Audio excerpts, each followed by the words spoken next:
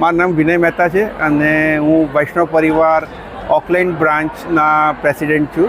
અમે અહીંયા આગળ દર 15 દિવસે બધા વૈષ્ણવ ભેગા મળીને સત્સંગ કરીએ છીએ અને આજે હિંડોળાનો દર્શન હતા. આવી રીતે આવતા 15 દિવસ પછી ફરી વખત બીજા હિંડોળાના દર્શન થશે અને આ અમે ઘણા વર્ષોથી છેલ્લા